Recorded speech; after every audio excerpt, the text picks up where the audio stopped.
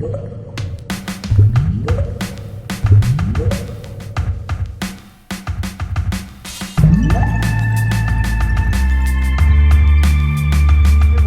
Online, Bored Offline. Today we're bringing you the next portion of our top 30 best games of all time. This is the 2019 edition. Last year I went to the top 20. This year we're doing top 30.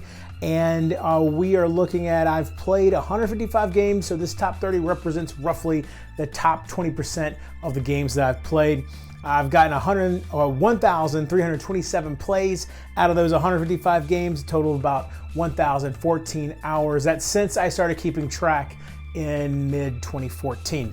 Okay, so today we're going to be doing games number 20 through 11. And of course, as always with my top lists, we always go minute by minute. So we're going to do these 10 games in 10 minutes. Hey everybody, also real quick before we get to the rest of the video, just wanted to let you know that we do have a contest going on right now. It's going to be going on until June 17th to give away one of these t-shirts. Not just this t-shirt, there's also a t-shirt very similar without the lettering, still have Bored Cthulhu on there, lots of different colors. Follow the link for the contest in the description below. And again, it goes until June 17th. This is brought to you by Geeky Goodies, who makes these t-shirts for us. They're fantastic t-shirts, feel great, fit well. And yeah, go check it out and let's get to the rest of the video. And that 10 minutes starts right now. So number 20 is Trajan. Now this is the Euroist of Euro games that I have played. It is just a, yeah, it's got this Roman theme on it, but it is just a bunch of different mechanisms, and everything you do gets you points, but is it going to get you enough points? And you have a kind of a, it's not a rondelle, I don't think you'd call it a rondelle, but where you're going around a track and kind of, you're picking up pieces as you go around the track and dropping them as you go. And then over here, you're kind of building sort of, and over all this different stuff. I've only played this game a couple of times and it really stuck in my head. I want to get a copy of it so that I can play it more. I really think this is one that my wife would really be able to sink her teeth into. And it's just, it is a game that I feel like everyone should experience at least once, particularly if you do enjoy Euro type games at all. Number 19, speaking of Euros, is Viticulture. This is a game about winemaking. It is while Trajan didn't really have a theme that meant anything, Viticulture is a Euro game that does have a theme that really, it works for the game. I mean, it makes sense what you're doing. You're making wine, you're growing your vineyard, but also harvesting the grapes and then turning them into wine. And you have, you're going to be growing the grapes throughout. There's different seasons for one thing. It's just, I believe, spring and summer and winter, spring and winter, something like that, or spring and fall maybe, with the base game. But then you get expansion that actually you have all 4 seasons. And then you have visitors that come and they help you grow or help you harvest or help you build your the wine cellar. You can expand that out so that you have more room for more wines, and you could do whites or reds or blushes, I believe, kind of a combination of the two, or maybe I can't remember if there's champagne involved there or not. But anyway, Viticulture, it's a lot of fun. It's a game that I unfortunately traded away because I couldn't ever get to the table, and I constantly find myself wishing I could play it again. So Viticulture, that's my number 20. Number 19, already falling behind here. Number 18 is Small World. Now last year it was number 13. It's fallen a little bit because I continue to have trouble getting it to the table. But Small World is a game where there's 4 different maps you can play on based on player count. And each one guarantees that you and the other players are going to be right on top of each other almost from the beginning. You have all these different fantasy characters that mix and match with different special abilities. And you bid, you don't bid, but you choose which one you want, and you could take the bottom one for free or pay to get some of the higher ones up if you think it's going to be worth it to pay for them, because your money is also your points. And at the end of the game, whoever has the most points wins. And so you're going all over this map, and then eventually you're going to spread too thin. That's just the way the game works. And then you have to go into decline, and that particular civilization is going to be done, and you're going to get a new civilization that then comes in and continues the work that you've been doing. That's Small World, a lot of fun. Number 17 is Pandemic Legacy Season 1. Now this was number 5 last year. It has fallen all the way to 17 because I have completed my second playthrough of it and I don't know when I'll play it again. But the experience of playing Pandemic Legacy twice, played Season 1 twice, has solidified it where it's always probably going to be on my top list somewhere. And this takes the Pandemic formula and turns into a legacy game where you are putting stickers on the board, you are ripping up cards, you have characters that actually can die if you're not careful, and then you rip up their character card and never use it again. You know, you're keeping, they can get scars if you don't watch out, and cities have outbreaks, and eventually they'll start rioting and it makes it more difficult to get in there. And oh, so much fun. Pandemic Legacy Season 1. Number 16 is Secret Hitler. This is new to the list. This is a social deduction game. I don't like many social, I find them to be okay. This particular one though, really, I found to be just so engaging. Now I don't know if it was just the group I played with because I've only ever played it with that one group.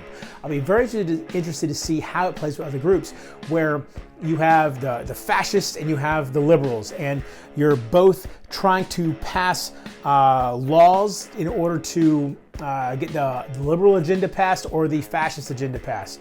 And if the fascists get enough of their laws passed, then, and the laws are all abstracted out, you don't know what, it's just this little token that says fascist law or something like that, or liberal. It says fascist or liberal. But you're trying to get one of them passed, and whoever ends up getting the most passed, win. I think once you get to 4, then your side wins. You could also attempt to assassinate whoever ends up having the Hitler card, and if they get assassinated, then automatically the liberals win. And I believe there's a way the fascists could win as well. In a similar way. I can't remember exactly how that works. Anyway, that's Secret Hitler, number 16. Number 15 is Sagrada. This was number 17 last year, so it's moved up just a bit, basically the same. And this is where you're rolling dice, and it's kind of a pattern building game in the theme of creating a stained glass window. And it has all kinds of different, like these kind of, it's not a puzzle, but these patterns that you can try to make, and these extra diagrams that then can make the game more or less difficult. And you can have certain extra like powers or abilities that you can use to help yourself out in certain situations. And it is such a beautiful game. It is one that absolutely sticks in your head after you play it. A similar game to it that I have not gotten to play is Role Player. Very interested to try that one out. If you've played Role Player, you understand how Sagrada works, and vice versa, from what I understand. Moving on to number 14, Roll for the Galaxy. This takes a game called Race for the Galaxy, which I've never played, turns into a dice game, and many people prefer this version over the other. You roll dice, and based on what the dice are, you'll have certain actions you can do, and when you select an action, everybody else is going to get a version of that action too. So if when actions are being selected, you're going to think to yourself, well, I think that person's probably going to pick this one action that I need to use, so maybe I'll pick this other one that I also want to use, because I'm pretty sure I'm going to get to do the first one just because they're going to select it. And that's the kind of decisions you're going to be making as you're rolling these dice. As you slowly build up a very abstracted galactic empire, and the first one to fit a certain number of tiles, I can't remember how many, wins the game. That's Roll for the Galaxy. Number 13, Star Wars Imperial Assault was number 10 last year. Number 13 just dropped a little bit. This is one, and the main reason it dropped is because I just have not gotten to the table enough. I've got so many campaign games right now that I've got to work my way through the campaigns. I'm like a third of the way through like 5 or 6 different campaigns right now. Just got to pick one and go with it. Star Wars Imperial Assault really came back into my personal zeitgeist when they came out with the app that allows you to play it solo, turn into a cooperative game, and it has really been one that has stuck with me since then. I almost got rid of it. I was getting ready to get rid of it because it initially is a 1 versus many game. One person plays the Empire, one person plays, or 1 to 4 players play the Rebels, and When you're playing like that, there is a little bit of a runaway leader problem where if one side starts winning more and more, it becomes easier for them to win, and I found that wasn't necessarily a whole lot of fun, but when you play it cooperatively, the game really sings. And solo, of course, I love it that way as well. Star Wars Imperial Assault, number 13. Number 12 is Legacy of Dragonholt. This is a all text-based game for the most part. It is a choose your own adventure game, but really amped up to the next level. It comes with a bunch of different books in the box, a few cards, and a bunch of sheets, and you keep track of certain stats and certain abilities that you give your characters. And as you're going through and doing the choose your own adventure portion, if a character in your group has a certain ability, that will give you more options. Maybe a better combat result, or a better result with how you're talking. When you're talking to somebody, you're trying to get a better price or whatever, trying to interrogate them for some information. Legacy of Dragonholt, it's a great game to play in the car as long as you don't get car sick reading. It can keep you entertained like that for quite some time. That's my number 12, Legacy of Dragonholt. And number 11 is Scythe. Now, this one is new to the list, but it is a game that when you add the Rise of Fenris expansion, it is fantastic. Rise of Fenris is a campaign, not Legacy. You are opening boxes, but nothing is destroyed or anything like that. And it adds a cool little story to it that is optional. You don't really have to go by the story or read the story or anything. It has not only big chunks of text, but then it gives you like a Cliff Notes version of that text as well, so that you can get right to the game if you want to, if that's the way your group wants to do it. And you're unlocking these boxes, and it's one of those games where, yes, combat can occur, but it doesn't have to occur. People can kind of do their own thing. If everybody's cool with leaving each other alone and you're just racing to get to the first, once you get 6 or 7 stars out, then the person with the most money wins, and that is my time. So that is, again, number 20 through 11. Be sure to come back in just a little bit longer from now, and we will have our 10 through 1 for you. Hope you've enjoyed this video. If you did, please give it a thumbs up. If you like this channel, please subscribe. Find these shirts over at Mr. Meeple. You can find that link in the description below.